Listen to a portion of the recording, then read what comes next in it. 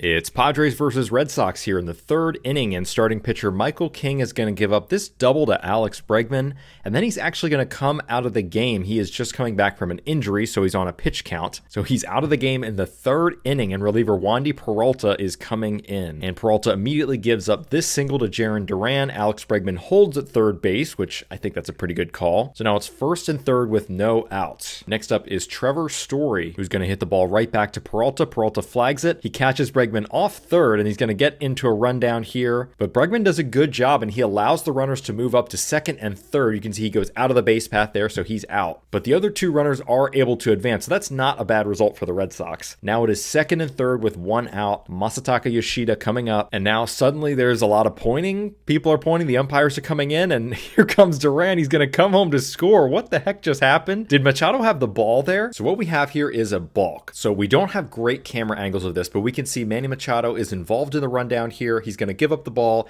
and he's down by around home plate. At the end of the rundown, we can see catcher Freddie Fermin has the ball, and I honestly think Machado saw Fermin try to tag Duran at third, and he was like, "Ooh, that's an interesting idea." So in this shot, we can see Fermin is tossing the ball back to someone, and then we can see the pitcher Peralta is asking for the ball, but he doesn't get it. So Machado is holding on to the ball, and he's going for the old hidden ball trick. So he's going to try to trick Duran into coming off third, and then Machado's going to be like, "Ooh, gotcha, tag you out." The only problem is the pitcher Wandy Peralta does not know the rule, and in fact we can see the umpire has to explain it to him here, and the rule is that you cannot engage with the rubber like a normal pitch if you don't have the ball. So what do I mean by engage with the rubber? Well, as soon as the pitcher steps on the rubber like Peralta does, that means he is legally ready to pitch, and if you don't have the ball in your hand, that's a balk. Peralta could be walking around the mound. He could be doing all sorts of things. He just can't engage with the rubber like that. Now, I thought this was interesting. The Padres manager, Mike Shildt, said this after the game. He said, quote, "I thought it was a great baseball play." And then he said, "It's my fault we messed up because we didn't work on it in spring training." He says that's Manny's IQ showing up again, and quote, "He had him." As in, Machado had Duran the whole time. Okay, but did he though? I mean, from this angle, we can see that Duran maybe steps off here,